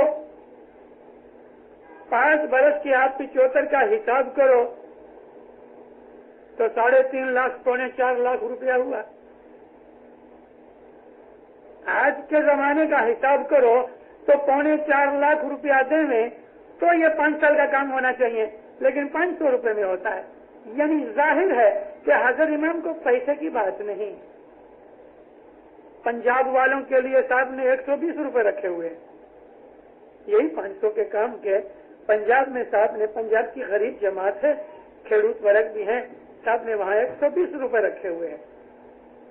125 के काम के लिए पंजाबियों के पास से 30 रुपए लिए जाते हैं, 75 रुपए नहीं, उसकी जगह 30 रुपए लिए जाते हैं। मजहब पैसे का नहीं, लेकिन कुर्बानी का मजहब है। ऐसे बहुत से लोग हैं, 5 बरस जमात खाने में झाड़ू निकाले, बर्तन साफ करे, जमात खाने की चटाइयां साफ करे, कोई मेहनत करे, 5 बरस के बाद मुखी, जो चालू मुखी जमात का है, उसको जाके बोले, मुखी साहब मैंने 5 बरस जमात खाने की सेवा की है, और शादी दे रहे उस बात की, यानी मुखी इस बात के लिए गवाही ले ले, या मुखी को खुद को पता होना चाहिए। तो हजरत इमाम का फरमान है, उस आदमी का नाम, मुखी का मड़िया, काउंसिल की मारिफत मुझको भेजो, मैं उसको 500 का काम फ्री बख्शिश दूंगा, मुफ्त। लेकिन कोई आदमी 5 बरस सेवा देने के बाद वो 5 साल में आवे, और जो आदमी के पास 500 रुपए हैं तो वो कहता है मैं 500 बरस 5 साल पहले काय को ठहरूं, 500 है मैं दे देता हूं। तो ये बात है नियत की। ज़ंज़िबार के अंदर एक आदमी गुजर गया, उसका लड़का बंबई में था, आदमी गुजर गया बेचारा, औरत बाकी रह गई। बेटे ने लिखा मां को, कोई है नहीं, यहां आ जाओ। मैंने कहा था कि ये खिड़की बंद कर दो, क्योंकि उसकी वजह से ये चीज जाती है।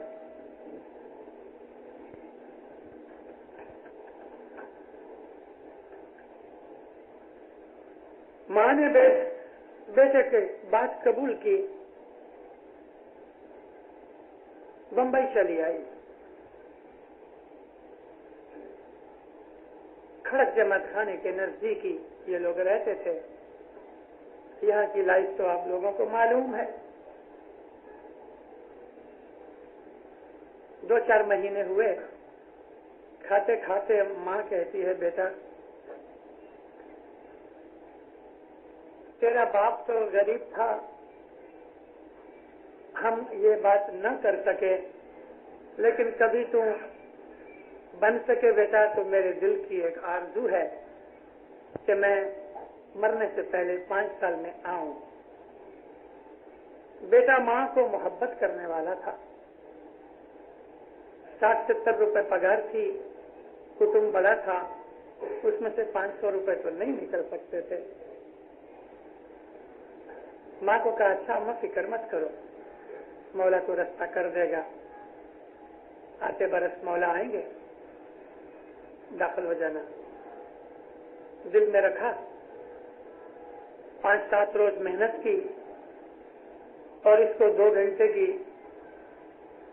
एक ओवर टाइम जॉब मिल गई, 50 रुपए महीने पे।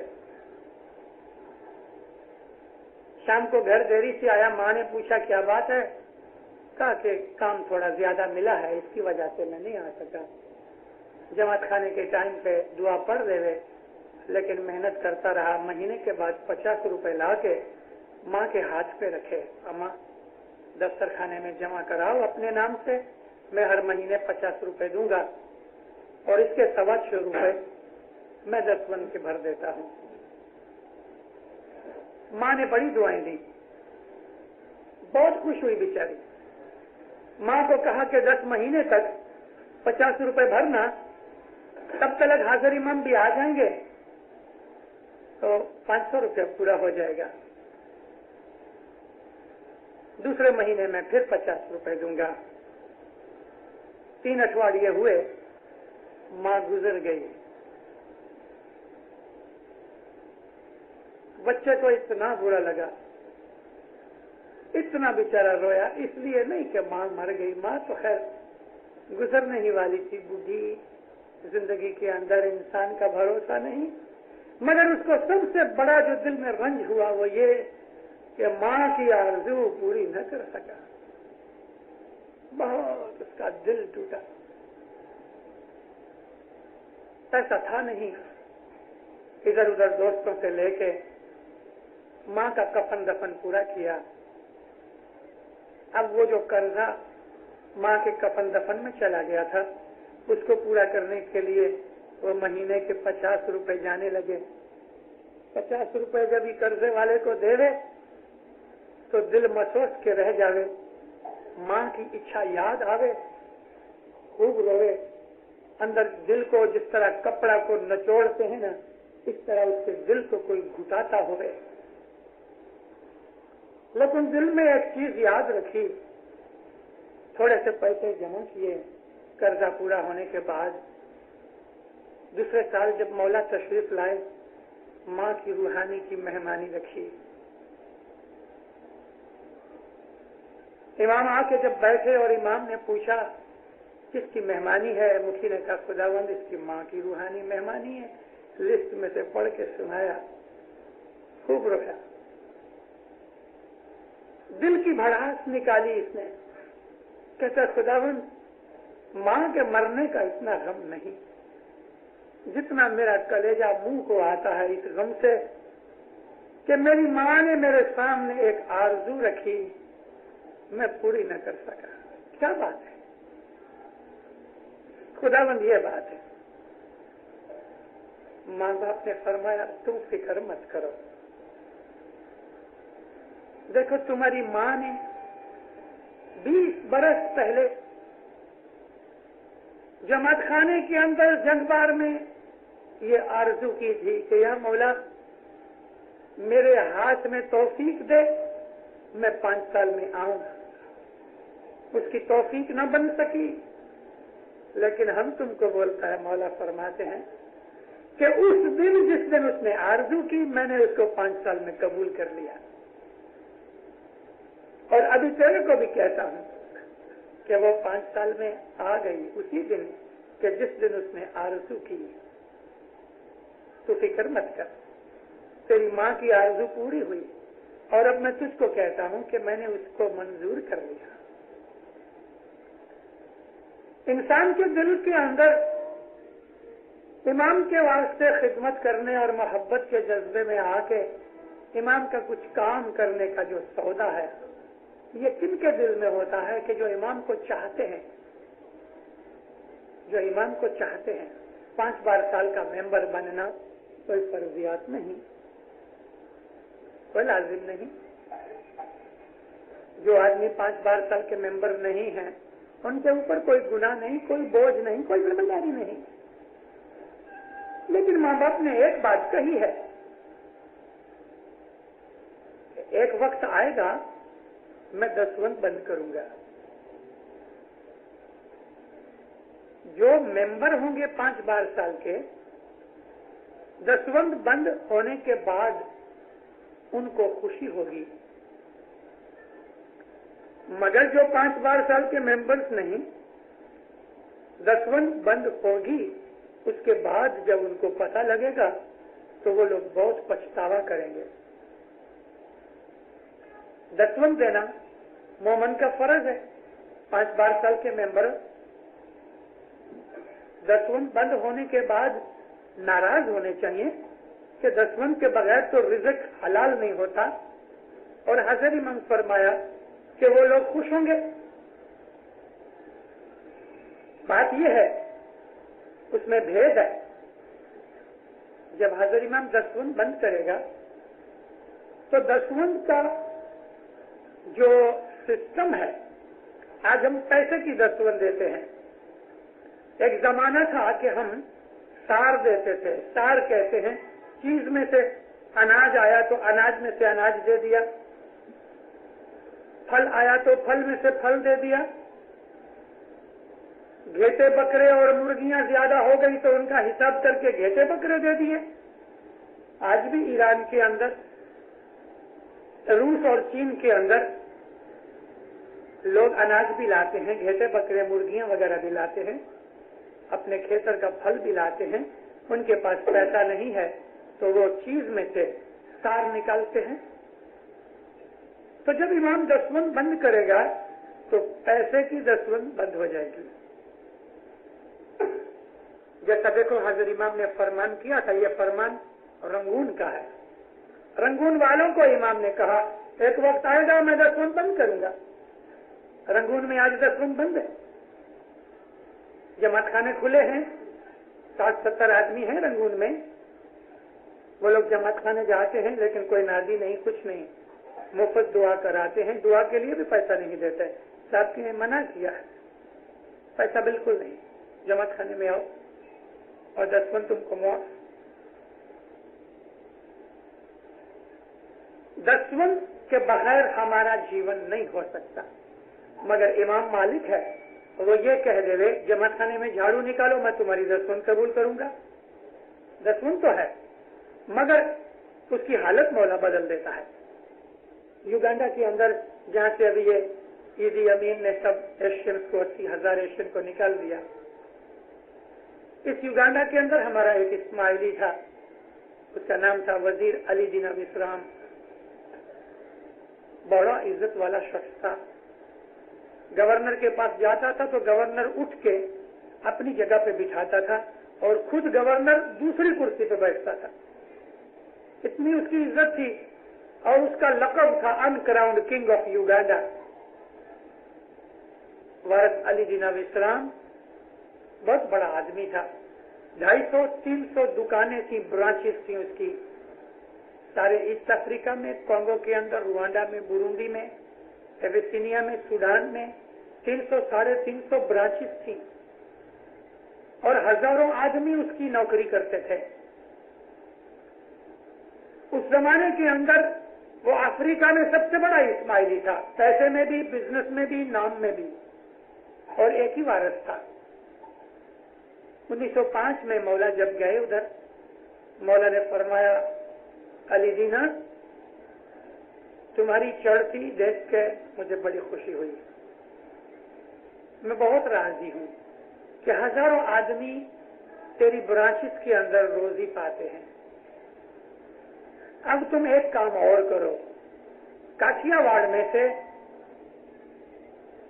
500 इस्माइली फैमिलियों को इधर बुलाओ और उनको बसाओ।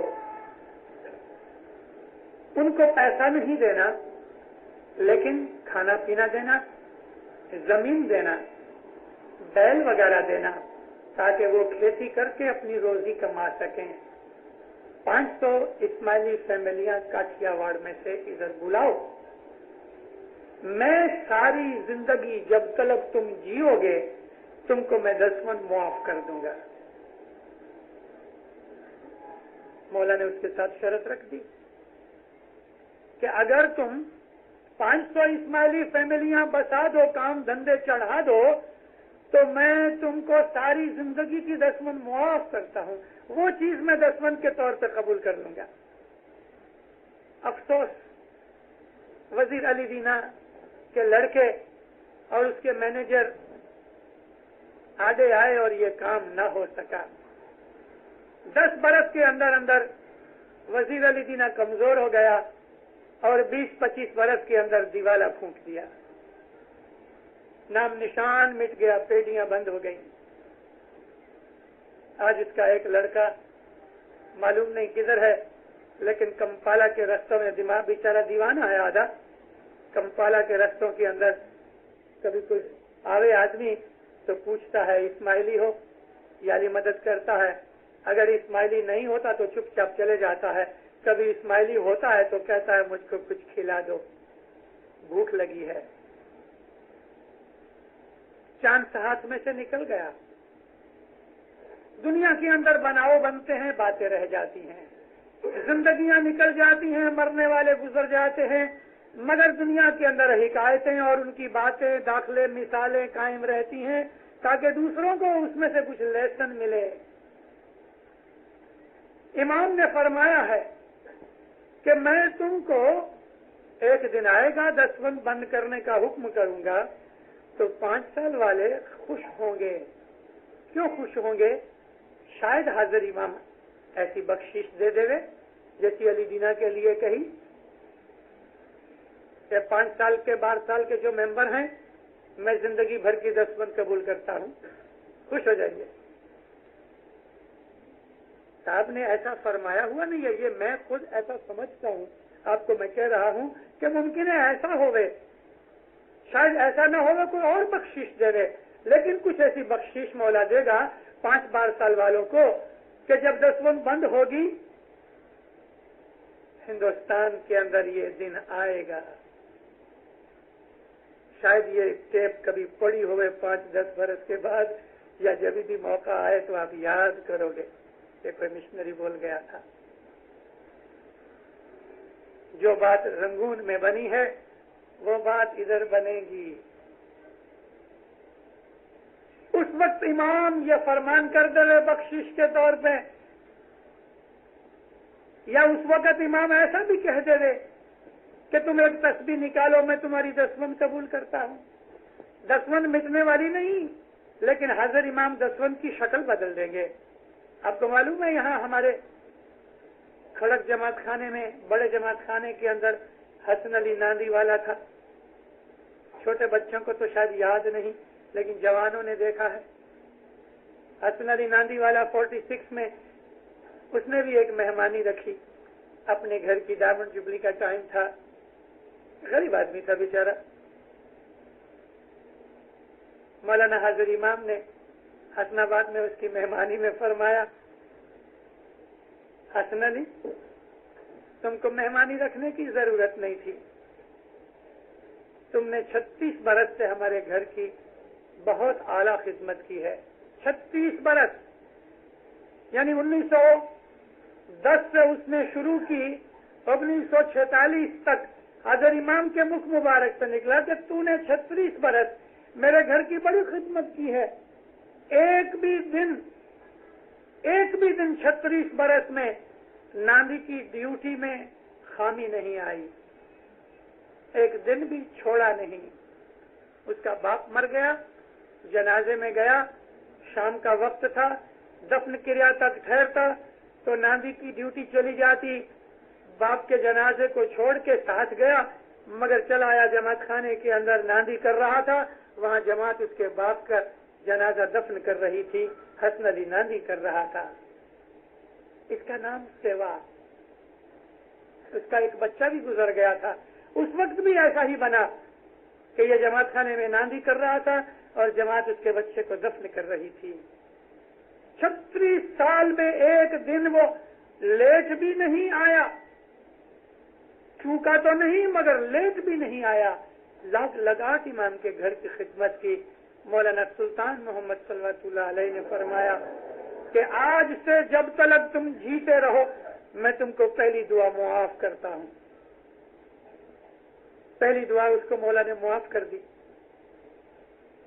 حاضر امام جو ہے وہ راجا ہے، بادشاہ ہے، مہربان ہے، دیاوان ہے، رحم و رحیم، اس کے سامنے کوئی بڑی چیز نہیں، اس کو راضی کر لو، راضی کر لو، پھر وہ بخشش دینے میں کنجوسی نہیں کرتا۔ اس کی عبادت کے سامنے یعنی جو سیوا ہے وہ بھی ایک قسم کی عبادت ہے، اس کو ساری زندگی پہلی دعا معاف کر دی۔ 5 سال والوں کو جو 5 برس کی اپنے گھر کی خدمت بخشی ہے مولا نے، جس دن دستبند بند ہوگی اس دن 5 سال والوں کو کوئی بخشش ملے گی۔ جو 5 سال میں نہیں ہوں گے وہ پچھتائیں گے کہ ہم بخشش سے رہ گئے۔ اس پر سے حضرت امام نے فرمایا ایسا کہ جو بوڑھے ہو گئے ہیں ان کو یہ کام کبھی نہ بھی ملے کوئی بات نہیں،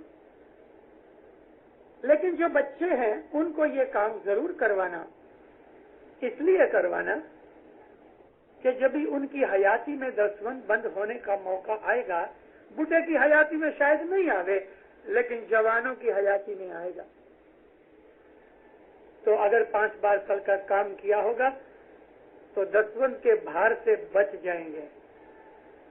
جب امام دستبند بند کرے گا تو فرمان خدا کو یاد ہے، ہمارے تمام کام اس کے چوپڑے میں لکھے ہوئے ہیں، اس کے لیے ہمیشہ اپنے اعمال کا جائزہ لیتا رہو، خیال کرتے رہو ہمارے اعمال خراب نہیں ہونے چاہیے۔ جان بوجھ کے انٹینشنلی جو گناہ کیا جاتا ہے خدا اس کو کبھی معاف نہیں کرتا، معافیاں مانگو تو بھی معاف نہیں کرتا، کارن کہ جان بوجھ کے کیا ہوا ہے۔ لیکن کوئی آدمی سچے دل سے حقیقت میں چینج ہو جاوے، بدل جاوے، خدا جانتا اس کی نیت کو، تو خدا اس کو معاف کر دیتا ہے۔ بہت دفعہ انسانوں کو جو دکھ آتے ہیں، لازم نہیں کہ گئی کال گناہ کیا اور دوسرے دن ہمارا منہ کالا ہو جائے، ایسی کوئی لازم نہیں۔ 20 برس کے بعد بھی ہم کو گناہوں کی سزا ملے گی۔ اس لیے ہمارے خود کے اپنے بھلے کے لیے، اپنی فیملی کے بھلے کے لیے، اپنی جماعت کے بھلے کے لیے، اپنے دیش کے بھلے کے لیے اور مذہب کے نام کی خاطر یہ سب چیزیں ہم کو اپنے دھیان میں رکھ کے جیون گزارنا چاہیے کہ ایسا اعمال کبھی نہیں ہوئے، ہمارے ایسے کام نہ ہوئے۔ آج ہم کسی کے لیے کھڑا کھودتے ہیں، کل اس میں میں ہی پڑنے والا ہوں۔ مارنے گئی تھی دوسرے کے بچے کو، مٹھائی زہر سے بھر کے اس کا خود کا بچہ کھا گیا، ختم کر دیا۔ بہت ڈر کے چلو، اور خصوصاً اس وقت میں کٹمب میں، قبیلے میں، جماعت میں، آجو باجو میں سب کے ساتھ ہل مل کے چلو، محبت سے چلو، نمکس کر لو، جھگڑا نہ کرو، روڈ نہ بنو، نرماش رکھو، ایک دوسرے کی شکایت نہ کرو، ایک دوسرے کی چاڑی نہیں کھاؤ، سہن کر لو، اٹھا لو۔ اگر ہم دوسرے کا دکھ سہن کر لیں گے تو خدا ہمارے دکھوں کو، ہمارے ظلموں کو، ہمارے گناہوں کو بھی سہن کر کے بخش دے گا۔ مذہب ہے، مولا آپ کو سکھ آباد رکھے، ایمان کی سلامتی دے دے، حقیقتی سمجھ دے دے، نیک ہدایت بخشے، فرمان بردار مومن بناوے، بچوں کی فکریت میں پھرا رکھے، نیک اعمال کی توفیق دے، بدیوں برائیوں گناہوں نافرمانیوں سے بچا کے رکھے، دل دنیا میں اپنے پناہ چھتر چھایا میں رکھے، جملے جماعتوں کتب قبیلوں میں صلاح محبت دے، مولانا حاضر امام ظہر باطن دیدار نصیب